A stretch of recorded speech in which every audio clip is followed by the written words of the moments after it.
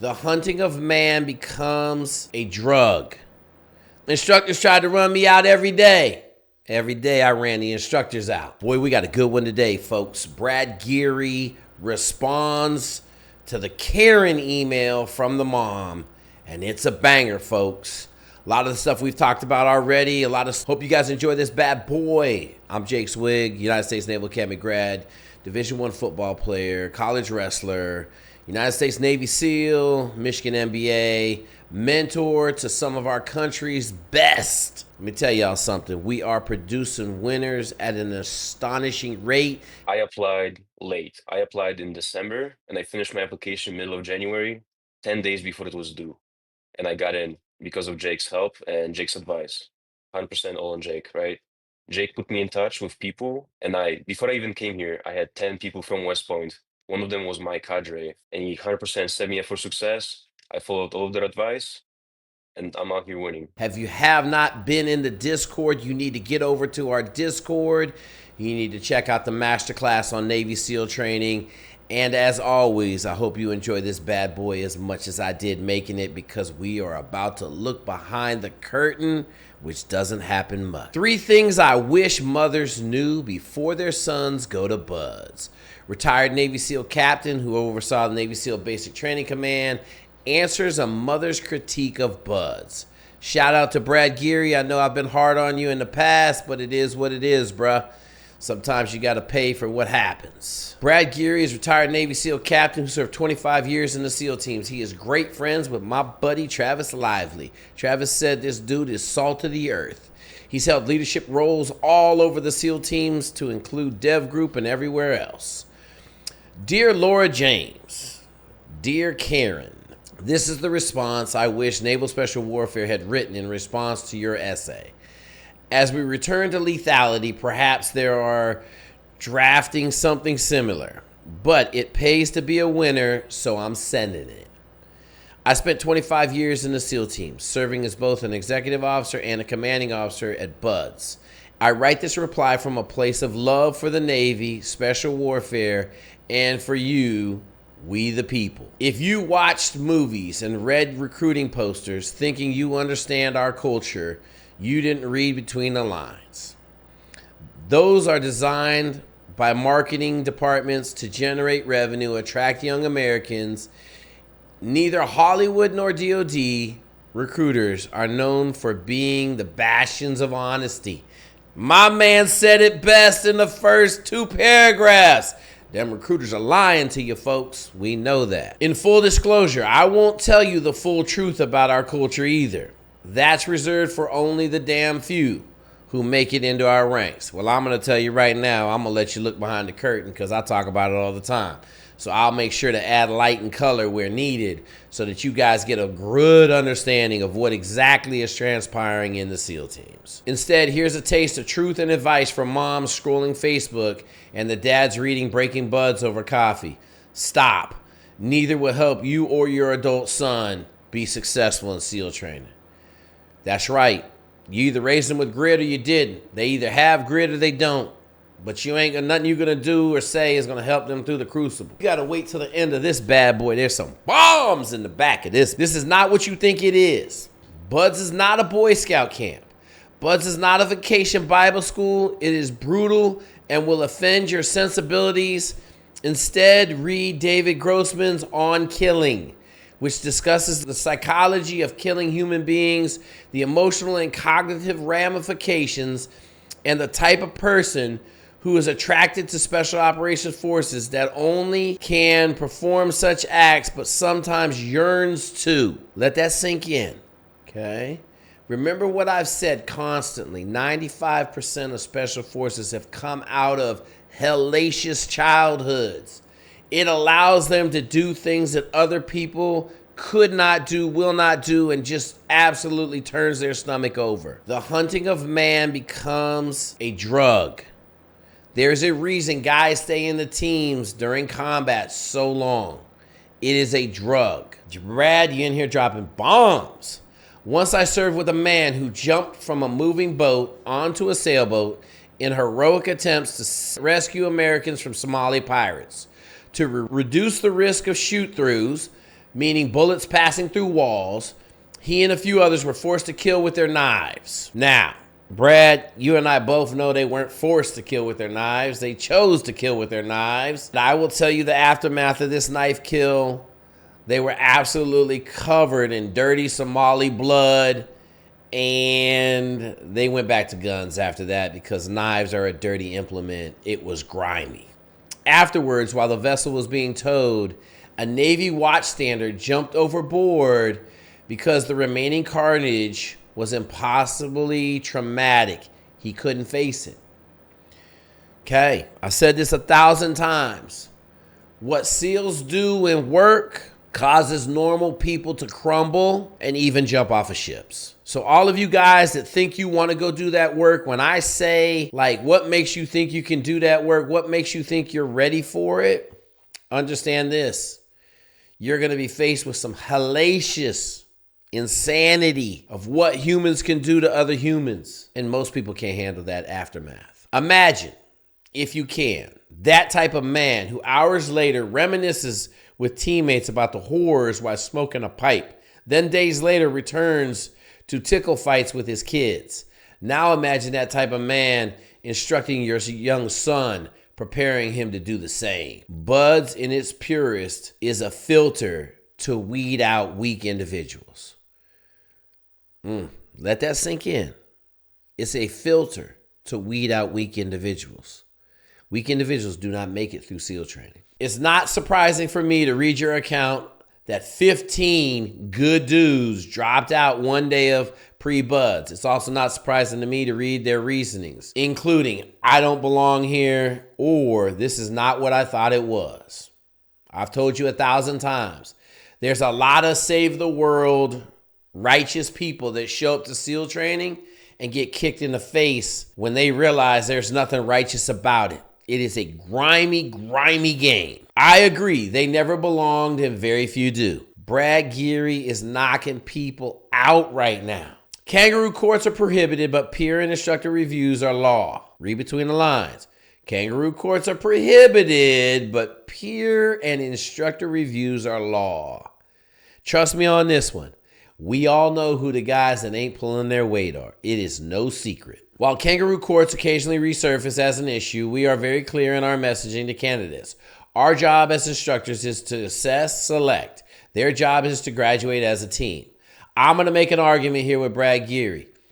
There's no argument that they're going to graduate as a team. Buds is the most individualized sport in the history of mankind. Now, the second you step out of Buds and step into a SEAL teams, it changes dramatically. It goes 100% teamwork.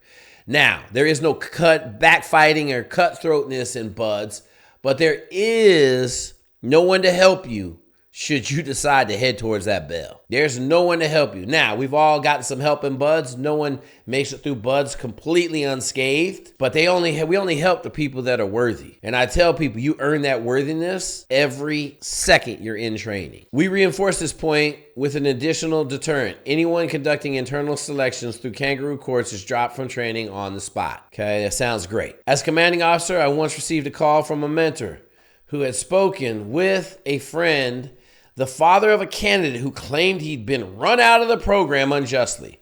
The father reported that his son had alleged that instructors had put their hands on him, pushed him, tripped him while under the boat.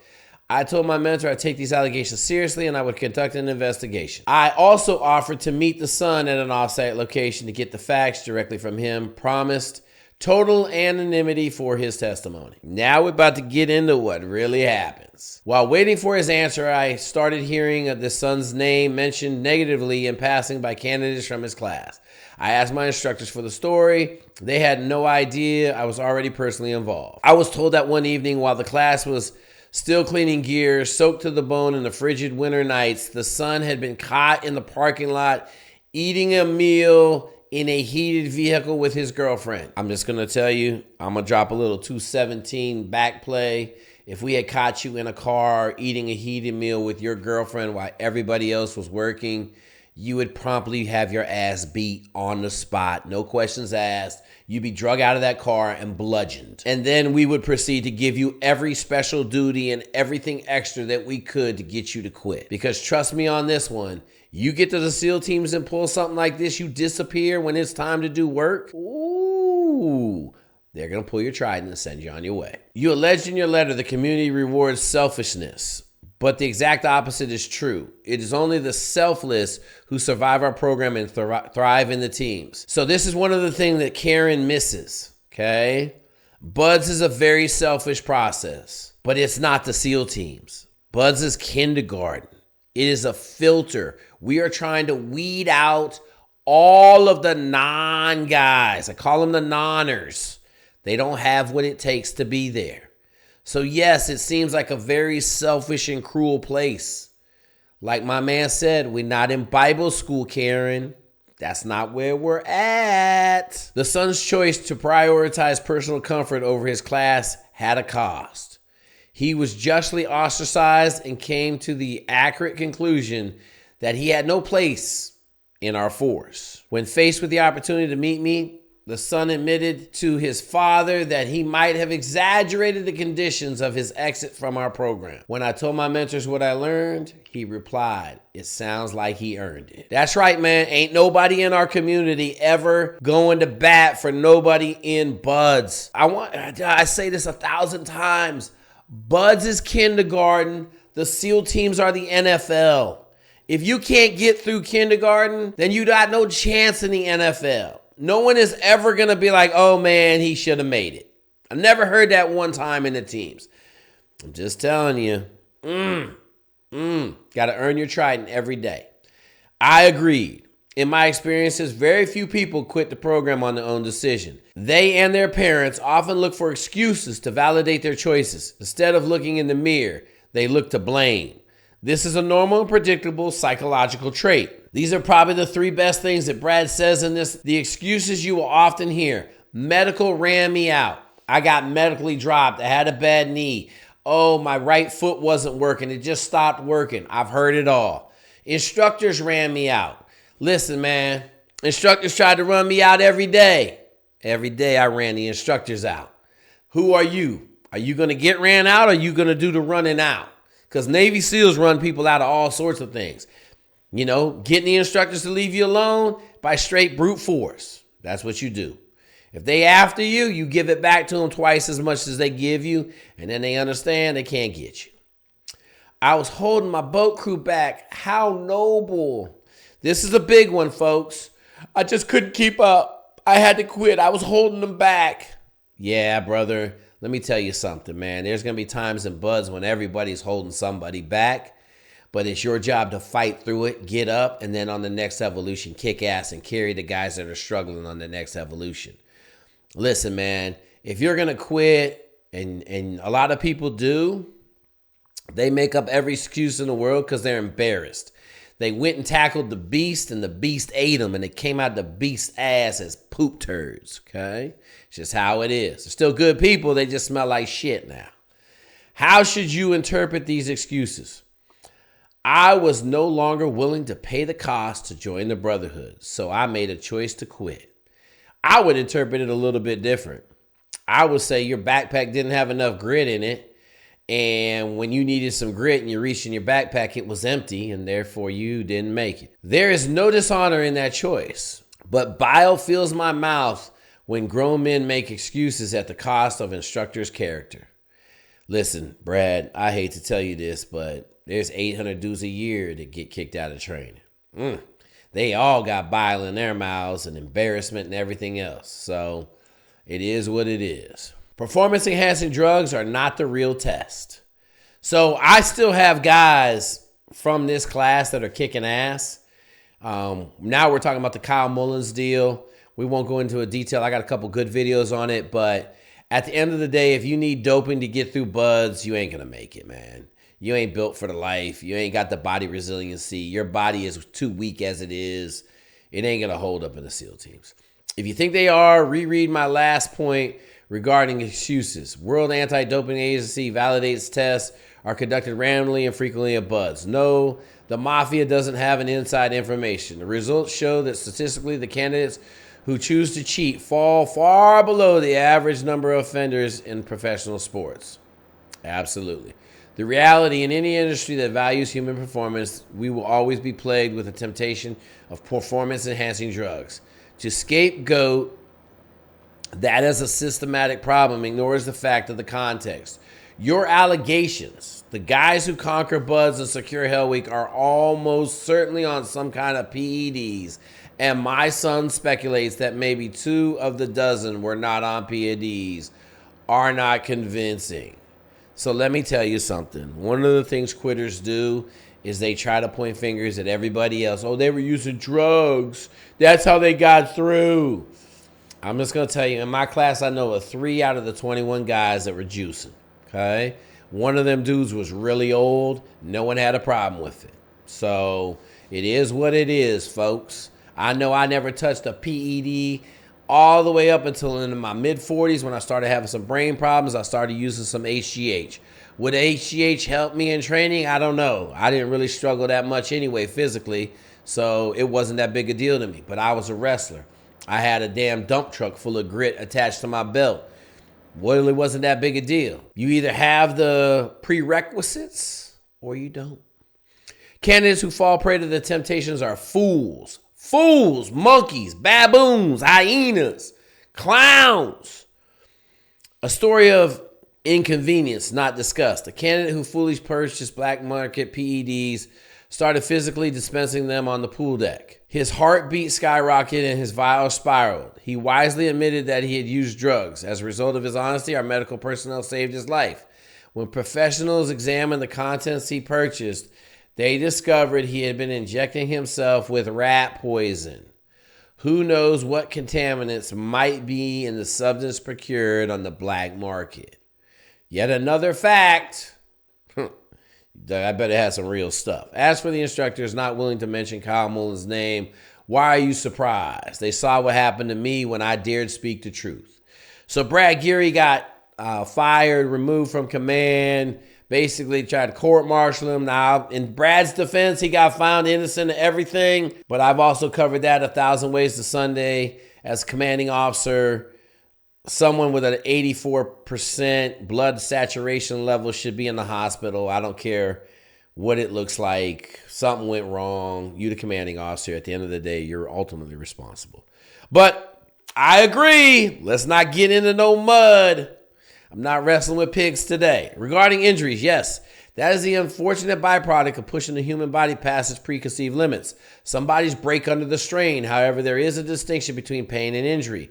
Our candidates must learn through this experience.